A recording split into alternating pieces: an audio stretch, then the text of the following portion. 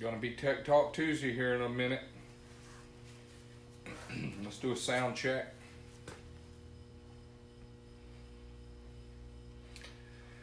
David's watching. Carlton's watching. Alan, nicely sauce. Dave, can you guys hear me okay? I see you guys are watching. Got a lot to cover. Got a lot of good information I'd love to share with you guys. Waiting on us to get a few more of these names up here. You're upright now, goody. I feel upright. You know, every day you're upright. It's better than being laid out. Thank goodness. How about sound? Is the sound okay? Yes, sir. Hi, George. Graham, one of my heroes. Everybody's needs a hero, man. I got some guys that when I don't know something, they always help me out. Thank y'all. David, sounds good. John, Charlie, great to see you today, John. Thanks so much for coming by. It was a blessing for me. All good. Sounds good. Thumbs up. We'll let a few more come on before I start talking. Up until then, we'll just do a little show and tell. Larry and Charlie and Jimmy and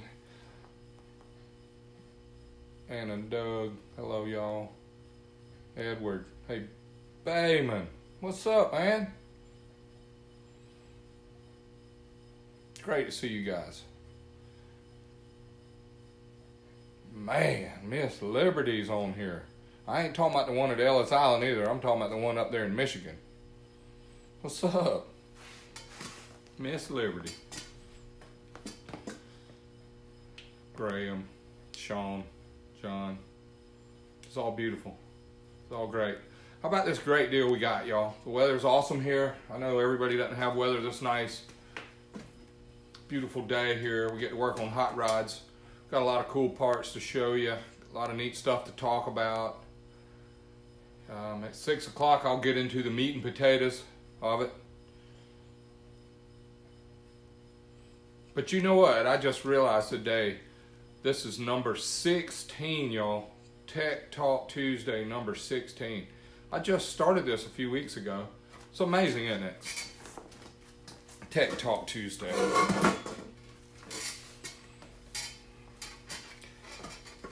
You know, it's a lot of stuff to learn.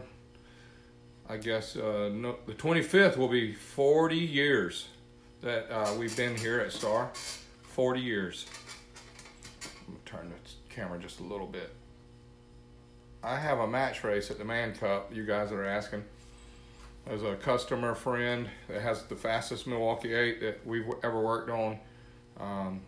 He's in a battle with Broski from Michigan. Broski's running in the low mid nines, I'm sorry, and Mark Frick's running in the mid nines. And so at the Man Cup race, we're having our match race. We're going to have a match race where we're going to run Mark Frick, best 2 out of 3.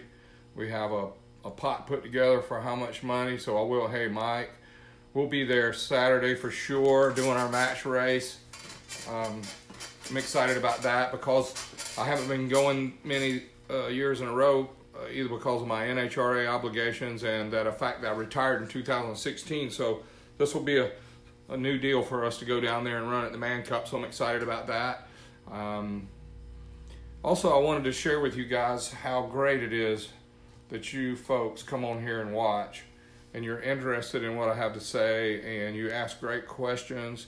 You guys come up with great content that you want to know about. And you know, let me say this first, that I don't know more than anybody.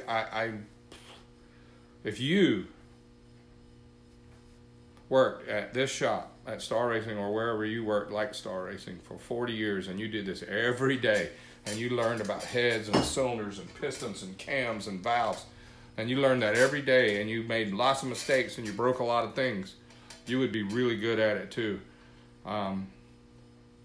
Unless you weren't paying attention and you were just punching the clock. But you guys that apply yourself and make it a passion like I do, where every day I've got to learn, man. It's like I'm a sponge. I want to learn every day. So what happened is the good Lord blessed me with a memory. I can only remember some things, but the things I remember are mostly mechanical, engine related, and so I have some opinions.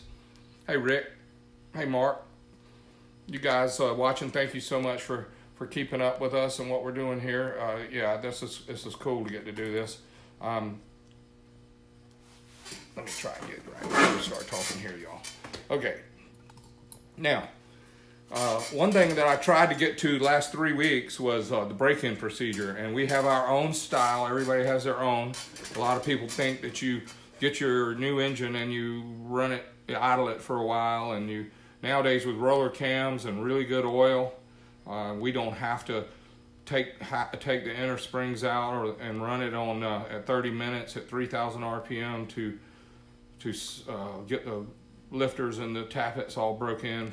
Back in my high school and younger days, we would put flat tappet cams in the 327s, 350s, and the 396s and 427s, and we'd have triple springs. We'd take one of the springs out, put it together, and rev it up to 3,000 RPM and let it run for 30 minutes to try and break in the cams and the lifters, and then you'd have to keep those pieces mated. Always you would have that lobe run on that lifter because they were like married as far as the material exchange they were doing there. So nowadays we got really great oils. We got roller lifters. We can get right after it now. These engines that we run, these air-cooled engines, are V-twins.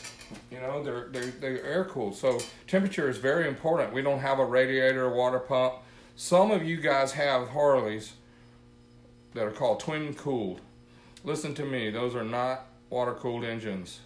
They have a little tiny weeny little radiator with a little fan, and as a little bit of water goes around the exhaust valve and comes back out and goes in the radiator.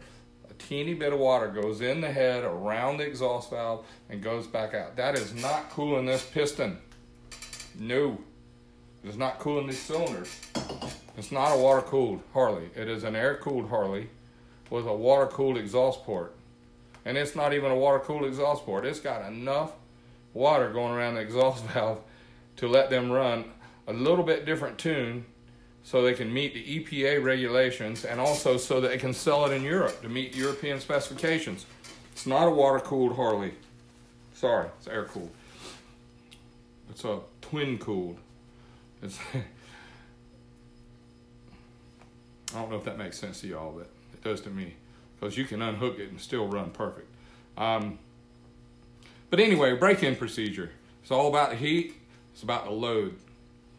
Pistons, new pistons, okay, like this new piston. It's got a really nice coating. This skirt is built really nice. And when we break in a brand new engine, something big, like a 4.5 bore like this, okay, we're gonna crank it up and let it run for 30 seconds. Then we're gonna cut it off and let it cool. Then we're gonna crank it up and let it run 30 seconds, and then we're gonna cut it off and let it cool. And we're gonna do this about 15 more seconds every time we fire it up until we're letting it run for about 30 seconds, sorry. Maybe 1 minute, and then let it cool. Then, if you have a dyno, which we do, and that's how we break them in on the dyno, is we'll put it on the dyno, and we'll go through the gears, and we'll go back down, and then we'll cool it and let it, and I have a little temperature gun, and I go and I check everywhere and make sure nothing's hot. I don't want to seize up any parts. I want all the parts to get familiar with each other and enjoy their relationship, because it's a very close personal relationship. Then I'll put it in third gear. I'll get going about 2,000 RPM, and then I'll stick the throttle wide open till 3,000 RPM and shut it off and let it cool. Then I'll do it again in fourth gear at 2,000 RPM. I'll floor it. I'll let it go up to 3,500, then shut it off and let it cool. Now understand, y'all, this is a 7,000 RPM engine that I'm talking about, holding the throttle wide open from 2,000 to 3,000. All right, not with the engine cold. No. With the engine warm, maybe almost operating temperature. And let me tell you how we learned this the hard way. Is every time we would do this, take an engine apart, piston would still look like this. Cylinder walls would still look like this. That made me feel like we were doing something right. Also, the rings are getting seated at full throttle. We're putting a cylinder pressure load on the rings to the cylinder wall, and we're seating the rings, okay? So we keep doing that. And another thing that works great if you're a tuner, we get wideband O2 readings, we get timing readings, we get all these readings on this 2,000 to 3,000 RPM full throttle. And we read the widebands and we make tuning changes. So the next pull we do is tuned right. Then the next pull, we tune it. Next pull, we tune it. And then pretty soon we're all the way up to finding max horsepower. Maybe it's 6,000, maybe 6,200. And when we finish, it might be 50 miles total on break-in. And the engine is now ready to go to the drag strip, ready to go wide open down the highway, because I have tuned it at every throttle position. I have tuned it at every RPM, and I've tuned it at every map load on both cylinders, front and rear. And this thing is tuned up nice. So you can go out on the highway and run at 70 miles an hour. What it really wants to do is be cool. It doesn't like heavy traffic, sitting in traffic, doesn't like parades, doesn't like sitting in your garage idling while you go inside and get coffee and get dressed. A new engine hates that. Even an old engine hates that. Be mean to your engine. Crank it up, leave it in the garage. Go in, eat breakfast, fix you some coffee, and then you got to go do your business in the little room, read a magazine, and all of a sudden you realize your bike's still running out there. Well, that thing's probably melted by now. And why would it be tuned up that nice to be able to do that? I don't agree with that. Okay, break it in. Now, after we do that, we go to the track. I'll run this motor right here, 7,000 RPM through 5 gears. Come back, cool it off, run it again, come back, cool it off. Go to the shop, take it apart. Guess what? The piston looks like this still. Because it didn't get hot, it didn't transfer material, and it was tuned up nice from the beginning. You'll end up with questions on that, I'm sure. That's all good. And then I want to talk a little about cylinder head flow and flow testing. Before we change, Milwaukee 8s, you guys, we're all reading about the sumping problem where they weep oil into the air cleaner, and there's several products out there and companies that have breathers, crankcase breathers, where you screw it in the oil cap. There's some companies that sell really nice ones that ventilate the pressure out. Harley has EPA rules and regulations, so they have to vent the cylinder heads. They have to vent the cylinder heads through this breather hole into the air cleaner. So when this engine loses ring seal, because it's going up and down so fast and the rings are glazed over or they're not sealed, crankcase pressure will blow by the piston, and it will blow pressure and oil out of this into your air cleaner, and you will be dripping oil out of your air cleaner. You can put a breather on it, you can put a crankcase pressure evacuation on it, and that is not fixing the problem. That is letting excess pressure out. On an engine like the one that we race on our red bike, it has one teeny weeny little vent that goes to the outside. It's a little 3/8 hose. No pressure comes out, no oil comes out. It has no breather, it has no leaks, because the rings are sealed up and the cylinders are sealed up. All of our crankcase, all of our cylinder pressure is on top of the piston, on top of the rings, making the piston go up and down.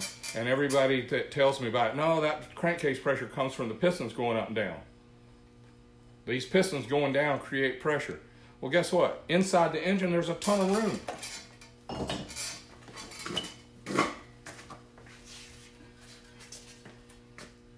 Piston goes down, pressure, area, volume moves to the other cylinder.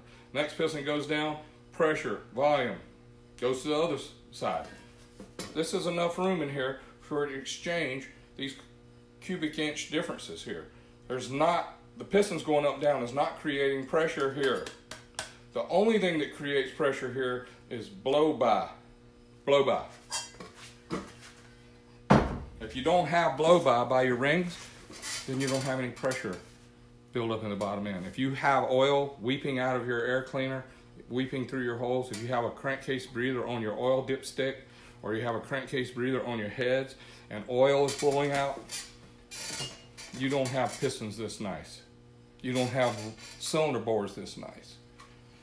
This is ring seal is what keeps all that from happening, y'all. Listen to me. I preach it.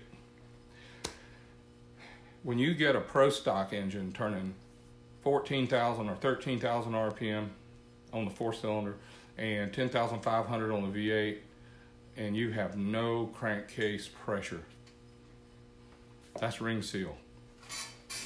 Harleys are terrible. There's a lot of really cool Pistons out there. They have these big air compressor rings. They have no gas ports. They have really big heavy rings. And if you turn this at the speed that Harley Davidson wants you to turn it, which is 4,700, 4,800, you'll probably keep most of the oil in your breathers, will stay, and it'll drink the oil. A little bit drips out the breather into your air cleaner, and the engine drinks it. And when you get done, after no time, your valves are covered in carbon, burnt oil, carbon, right? If you have perfect ring seal, very nice pistons, top gas ports, lightweight rings that are sealed up really nice, you have the end gaps correct, and you have the cylinders bored and hung with torque plates where it's nice and round and nice and straight, then you will see a clean intake valve when you take it out. So I'm a little bit hard-headed about this ring seal deal. Yes, there are a lot of great products on the market. People buy air cleaners based on how much oil drips out of an air cleaner. An air cleaner is not an oil transfer unit. It is not a crankcase breather unit. That is just the way the factory has to do it, okay? Back in the day, when I was growing up in high school, our 396 Chevelles and all the 350s and 327s and Malibus and Camaros, we had breathers on the valve covers, and they used to, the ring seal was so bad back then, nobody knew about nice rings or nice bore and hone, and the oil would pour out of those breathers and get on the headers and smoke, and you always smell bad. So we would take shop rags and we would tie them around the breathers on the valve cover. We would tie this around the breather on the valve cover, and this was a diaper. Now we have breathers on the heads dripping in the air cleaners. Take the air cleaner off, your intake, your manifold, your throttle body's full of oil. Open it up and look in there with a flashlight. Got oil in there. That's crankcase ventilation. That's crankcase pressure with oil in it. It's an oil mist. Okay? So just listen up. If you have to have that, it's a Band-Aid. You got oil coming out of your air cleaner, need more breathers, but really and truly you need more ring seal. Okay? Milwaukee 8. They went to really, really little rings. They went to the cheapest piston they could buy at the factory. They buy a low bid. Back when I was growing up, you used to didn't only get low bid. You would also, sometimes you would hire the high bid to help you supply parts and pieces. Nowadays, everything's low bid. Cheapest pistons, cheapest valves, cheapest rings, cheapest bore and hone job. Cheap. Guess who pays for it? Me and you. We pay for it. So if you have a chance to make a good choice on cylinder preparation, ring seal, pistons, and the products it takes to do it and the work it takes to do it right, that's what we sell. Why? We cost $100 more than the cheap guys. Bore and hone, $100 more. Pistons and rings, $100 more. The cheapest ones are $100 less, and the most expensive ones are $100 more. You got a $6,000 engine job, a $10,000 engine job, I don't know why you would want to save $100 and deal with breathers, crankcase breathers, and oil dripping out of hoses and dripping out of air cleaners. All right, I preached on that until I almost got red in the face. Okay, going to flow work. As pro stock racing for all these years, since they invented pro stock, we ran pro stock back in the 70s. We ran pro stock in the 80s. We ran pro stock in the 90s. I got some friends that are clicked in right now. I'll see their face go by. That we raced with back when pro stock was brand new. And we learned a lot about airflow. We learned a lot about how to build cylinder heads. And you know what? You don't have a pro stock bike. You have a street bike. You want to hear something good? Ring seal, airflow works perfect on street bikes. Good ring seal like a pro stock car. Good airflow like a pro stock car. All those ideas work on your street bike. I wouldn't be satisfied with getting OEM quality. If you're going to build an engine, fix it. Do it right, okay? Here's a good example of a Milwaukee 8 we did with, we went put really big valves in it. And what we really strive for here that's good, that I really like, I'm gonna try and get this in front of the camera. Okay, 100 lift flows almost 100 CFM at 28 inches. 200 lift, it flows 200 CFM. 300 lift, it flows almost 300 CFM. And then it starts tapering off a little bit and it drops off about 377 at 600 lift. But here's what's really important. We move the valve 100, we double the airflow. We move the valve 100, we add another 100 CFM. When that valve is opening and you're adding 100 CFM every time the valve opens, this thing is galloping and gulping air. Here's an M8 head that we just finished cutting in for getting ready to port it, okay? You can see we opened up big on the exhaust. We cut in as big as the valves will go on stock seats. This will be 50,000 mile cross country, you can drive it anywhere type Milwaukee 8 head once we port it, okay? But these exhausts need a lot of work. And one thing that we're real proud of is how good our exhaust ports do.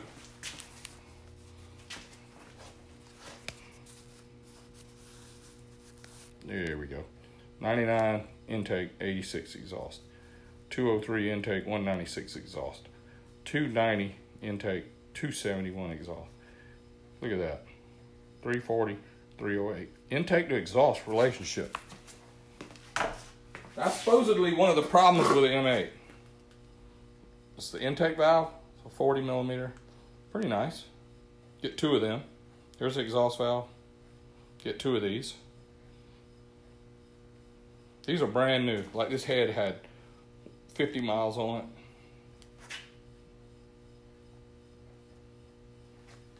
it. Here's a 5-over intake versus a stock intake, sorry. There you go. When this valve opens 100 thou, bang, it doubles the airflow of this. Stop. Opens another 100 thou, gets another 100 CFM. And the reason we're using titanium valves with this big is because a stainless valve this big weighs so much that you're going to have some radical valve train in order to control it. Big heavy spring pressure, big stiff push rods. You're going to flex the rock arms, you're going to flex the lifters, you're going to flex the cam bearings. So we like to run big flowing ports, lightweight valves, and then really mild camshafts with really mild valve train. Here's our oversized exhaust valve versus the stock exhaust valve. Titanium versus stainless. And here's the cylinder head from the flow chart.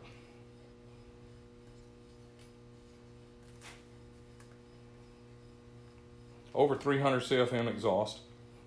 I read on the internet that Milwaukee 8s have exhaust flow problems, so we fixed that. 380 on the intake.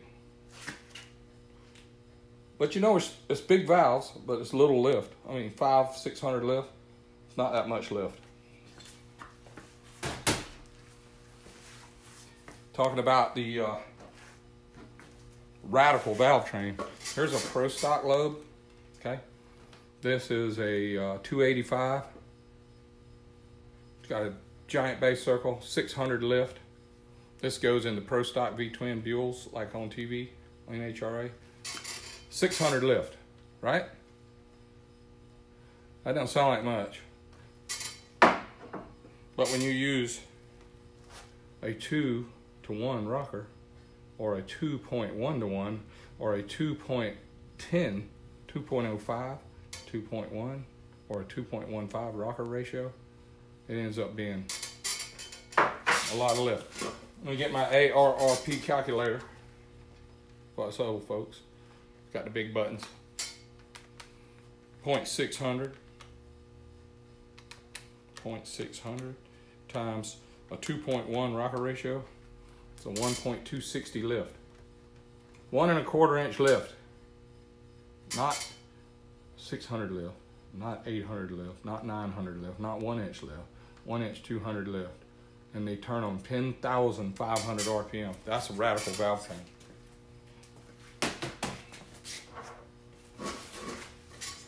All right, here's some ideas. I'm getting close. We have a lot of airflow. Yeah, 285 at 50, thank you. 285 duration at 50. The exhaust load would be 300 at 50. And the rocket ratio would be 2 to 1, 2.1 to 1, somewhere in that range. And you could make it really mild with a really small rocket ratio. But back to the, so our Star Racing design is, number 1 is ring seal. Number 2 is big airflow. Number 3 is big airflow with mild valve train, mild cams, mild springs, so we get a lot of longevity and we don't build up much heat. An engine that's sealed up nice and flows a lot of air doesn't get hot like an engine that's wishing it had airflow, and an engine that's puking oil out of the breathers and it's not sealed up. It's just fire's going everywhere. So you gotta have good ring seal, good airflow, big valves, little cams. And let me tell you about the cam versus valve deal. You saw the heads were so big and the valves were so big. If you have a stock head and you're trying to make power up high, you got to open the valve sooner. You got to open as much as you can, and then you got to close it later to try and get enough airflow in the engine. When you have a valve that's so big and the head that flows so much, you can open the valve later and you can close it earlier and get more air in the engine in less time. More air in less time. That's what a supercharger does. That's what a turbocharger does. It puts more air in less time. That's what you want to do with a normally aspirated, all 2 valve engines, like these B2 heads back here. I don't know if you've seen these B2 valves back here. B2 heads. They have only 2 valves per cylinder. So you have to run more cam timing. You have to run bigger valves. You have to run more lift because you only have 1 intake valve and 1 exhaust valve. So we have to do it with camshaft. We have to do it with rocket ratio. Now with our 4 valve heads, we're getting twice as much air in 100 lift, twice as much air as a 2 valve with 200 lift. So we can open the valve later and we can close it sooner and get more air in. It's like it's trapping. It's just like a supercharging when you run a 4 valve engine versus a 2 valve engine. Now, is a 4 valve better than a 2 valve? If you had everything equal, yes, 4 valve would be better. If you have a really nice twin cam Harley Davidson with 2 valves per cylinder, we can make 200 horse and it will be really fast. Like my red bike, Bagzilla. If you haven't never seen Bagzilla before, look it up. He has his own Facebook page and he's really fast with this old guy on it, and it scares me. Makes my heart beat really fast and makes my adrenaline pump. 4 valve, yes. Milwaukee 8, that's our future. Next 10 years, probably however long we work for the rest of our life, will be on the 4 valve deal. We were very fortunate at Star Racing to learn and start back in 1980 with the 4 valve Suzukis, and they ran them everywhere all the time until the 2 valve rules got more advantageous for us in NHRA. So then we tried to match what we could with we'd take a 2 valve engine and try and match the power we had with the 4 valve, and we were spoiled by the 4 valve. Now, 20 years later, our projects and platforms have swapped around and we're back to 4 valve again.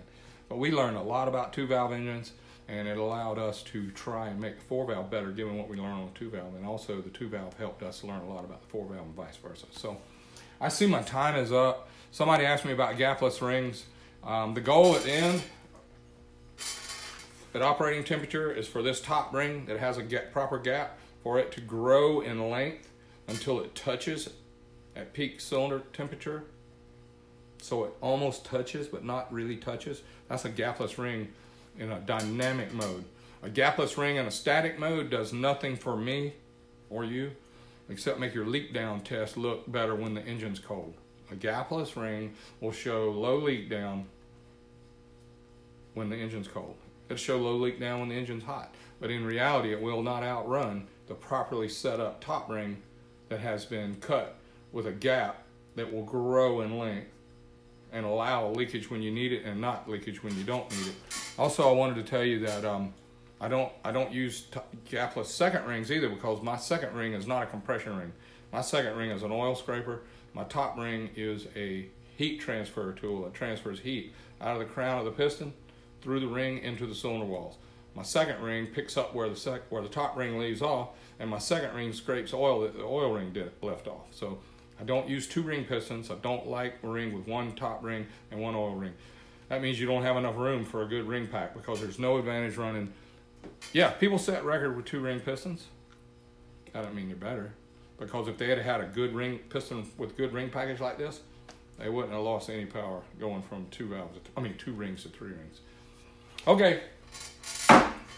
Oh, standard preface, and I said it late instead of early. This is not the rules. This is not the gospel. This is just an opinion. My competitors, I notice some of them don't watch me anymore because they don't agree with me. Some of them don't believe what I believe. Everybody has their own ideas, and everybody has their own design. I will not dislike you because you believe something different than me. You can still be my friend, and I'll still love you. This is just what I believe, and this is what I know to be the experience that we have. So if you want to know what I know, then I'm sharing with you what I know. This is not the only way to do everything. It's just our experience, okay?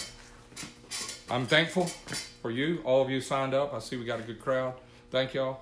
I'm going to the Band Cup to run the red bike in a match race. I'm looking forward to seeing you, some of you guys there. If you missed this recording, this is not a recording, sorry, let me start. If you missed this live, I'm going to save it, and Monica is going to put it on our YouTube page, and I'll probably save it and post it at Star Racing, so you can look at that page. I have my George Bryce page, Star Racing page, Bagzilla page, and then I also have my Instagram account, which George Bryce Star or something, I don't remember the name of it. But I do have great friends here. I have a lot of memories, a lot of experience, God-given gifts where he let me learn all this and share it with you guys. And I'm going to try my best to look after you guys. Y'all look after me. Let's take care of each other, because we're all brothers in this horsepower experience. I love G-Force. I love the experience of making power and having fun with it. And I know that's what connects us, okay? May God bless. Good night.